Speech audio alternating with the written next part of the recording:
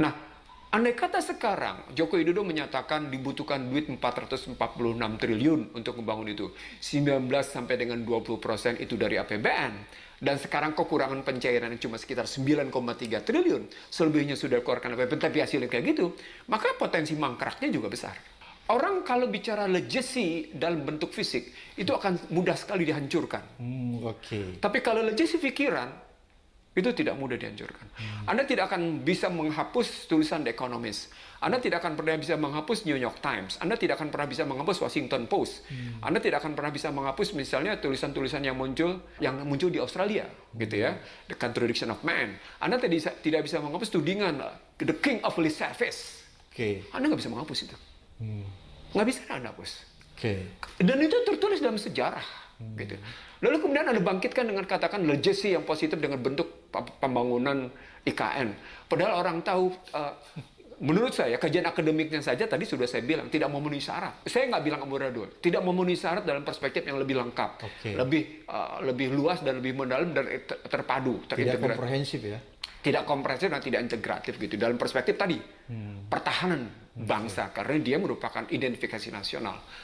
Maka ketika pertanyaan bilang dia meninggalkan legacy dan terselubungnya dia sudah terlanjur meninggalkan legacy buruk, itu masalahnya.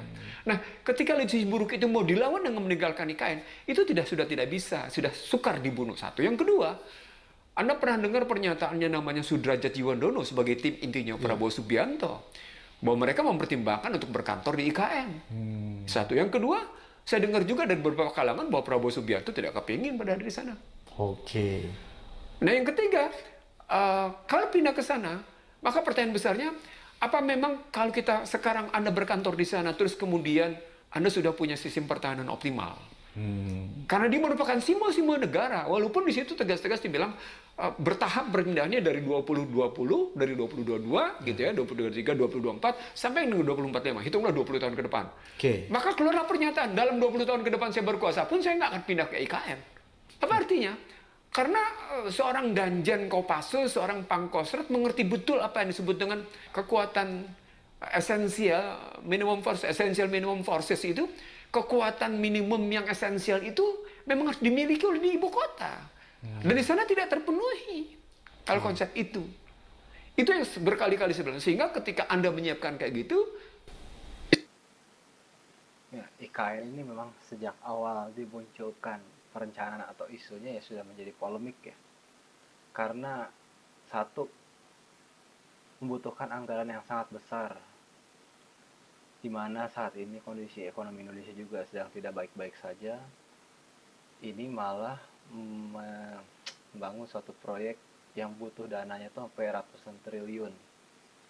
Dan bisa dilihat sendiri bahwa investor asing sampai detik ini tuh belum ada yang masuk karena ya sangat tidak jelas itu apakah bisa memberikan keuntungan atau enggak. Bahkan sekarang dengan APBN yang sudah masuk sedemikian banyak ya kotanya benar-benar belum layak untuk ditempati ya, apalagi untuk seorang presiden berkantor di sana gitu. Bagaimana dengan keamanannya? Benar apa yang dikatakan Pak Nur ini bahwa akan sangat berbahaya sekali jika seorang presiden itu berkantor di IKN untuk saat ini ya, karena ya pos-pos keamanannya seperti TNI dan Polri pun belum memiliki infrastruktur yang memadai gitu untuk mengamankan sekelas presiden.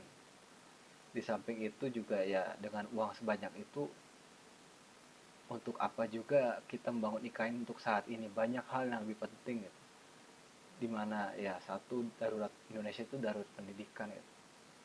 Kenapa nggak membangun banyak sekolah dan juga untuk memberikan beasiswa kepada warganya ya agar pendidikannya meningkat sehingga ya kedepannya kita lebih siap bersaing secara global gitu. Ya mari kita lanjutkan untuk mendengarkan diskusi mengenai IKN ini. secara geopolitik militer itu tidak memenuhi syarat. Sekarang saya pindah ke ekonomi. Saya, kalau Anda menelusuri jejak digital saya mudah sekali. Saya orang pertama yang menyatakan likuiditas kering, IKN nggak bisa lanjut. Oke. Anda bisa buka itu jejak digital saya. Kenapa? Karena memang APBN-nya sudah sempit. Bahasa APBN-nya, bahasa fiskalnya, ruang fiskal sudah sempit. Lalu Anda bebani 1/5 dari 446 triliun gitu ya. Katakan 93 triliun lebih gitu kan posisinya.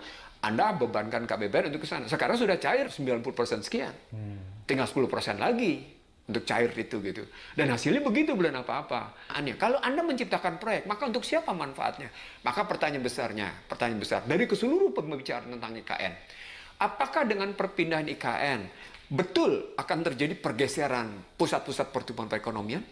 Enggak. Kenapa? Karena undang-undang menyatakan bahwa IKN hanya pusat pemerintahan, bukan pusat perekonomian. Jadi, Nah, ini juga betul sekali ya bahwa konsep IKN ini kan pusat pemerintahan gitu. Kayak ibaratnya kayak kementerian dan lain-lain tuh dipindah ke sana. Dan itu kan tidak menghasilkan uang karena itu bukan Indonesia itu berdagang. Beda kalau Indonesia membangun pabrik yang akan menjual produk keluar gitu. Itu akan mendatangkan uang ke Indonesia sehingga investor pun ya tertarik gitu. Sekarang kok konsepnya hanya ibu kota ya, bagaimana Indonesia itu membayar hutang-hutangnya kepada ini ataupun bagi hasil kepada investor, sedangkan ya konsepnya hanya memindahkan pemerintahan gitu. Memang aneh sih konsep dari awalnya ya, mana ada investor mau invest, ibarat seorang nih udah penghasilannya kurang ya terus maksa buat membeli rumah atau dengan cara kredit gitu. Ya bagaimana dia bisa membayar hutang kreditnya itu kalau cuma membeli rumah itu nggak dipakai untuk usaha itu, rumah itu hanya untuk ditempati gitu, yang nggak ada menghasilkan usaha, bagaimana bayarnya gitu. Beda kalau seorang itu berhutang untuk membeli atau membangun suatu usaha, tentu saja dari hasil usaha itu dia bisa membayar hutang-hutang ataupun bagi hasil kepada investornya. Dengan konsep IKN yang ini ya sangat pesimis ya bagaimana investor bisa masuk gitu. yang disebut dengan ibu kota itu punya 5 fungsi. Dia pusat pemerintahan, dia pusat perekonomian, perekonomian berarti perdagangan, dia pusat industri, dia pusat budaya, dia pusat militer. Balik lagi sekarang ke 5 peran fungsi ibu kota. Kalau kita ambil kayak gitu, maka ketika Anda kemarin mengajak sejumlah artis ke sana gitu ya, beberapa artis ke sana, tujuannya apa? Mau ngebangun opini apa? Mau ngebangun opini pada masyarakat seperti apa? Mau ngebangun opini bahwa itu layak menjadi pusat pemerintahan.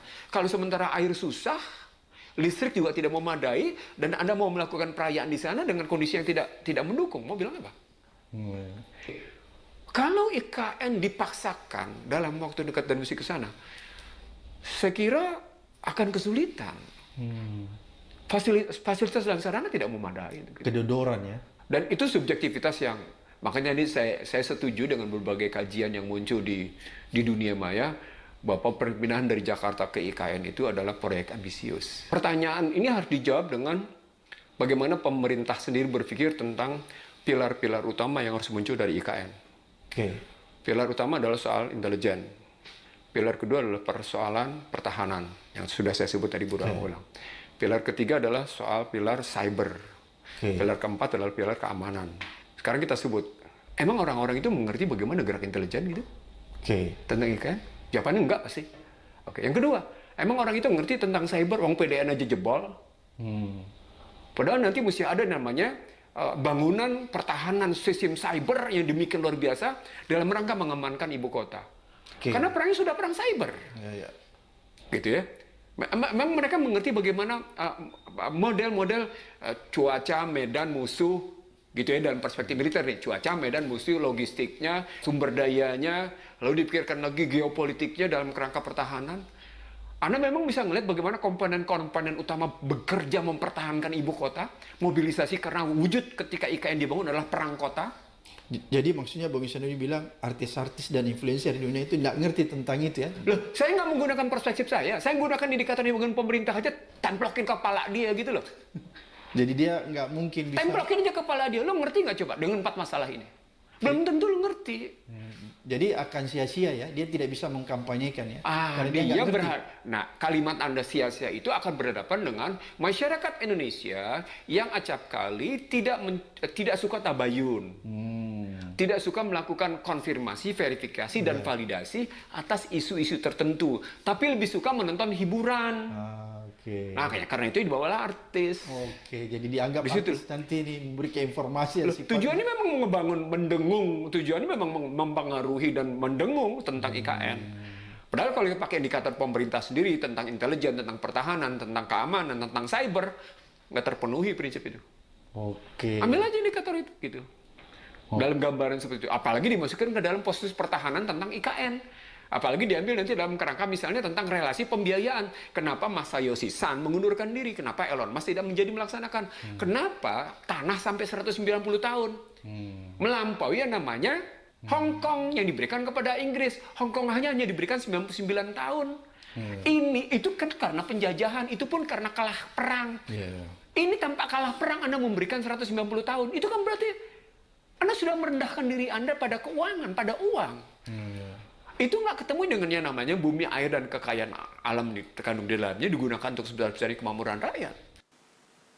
Nah, betul sekali ya. Kalau misalkan investor asing itu diberikan HGB selama 190 tahun, itu sama aja kita udah benar-benar ngejual Indonesia ya. Kalau apalagi itu ibu kota yang katanya akan menjadi ibu kota, bagaimana mungkin kalau ibu kota itu dikuasai oleh asing ya. 190 tahun itu bisa mungkin 5 sampai 6 generasi ke bawah. Itu, dan HGB itu konsepnya kan bisa diperpanjang. Artinya ya bisa aja selama-lamanya kalau memang aturannya itu nggak diperketat lagi gitu. Tentu saja ya ini sangat membahayakan ya. Konsep IKN ini benar-benar harus ada mungkin revisi-revisi yang kedepannya ya, supaya tidak merugikan kita di kemudian hari gitu. Ya, kita berharap presiden-presiden ke depan bisa lebih mawas diri dan memikirkan IKN ini secara matang-matang gitu. Bagaimana konsep yang sebaik mungkin, ataupun sebenarnya apakah benar-benar perlu dipindah ibu kota, atau IKN ini ya jangan jadi konsep ibu kota ya, kota baru aja gitu. Bagaimana kita memajukan suatu kota di daerah lain selain di Pulau Jawa.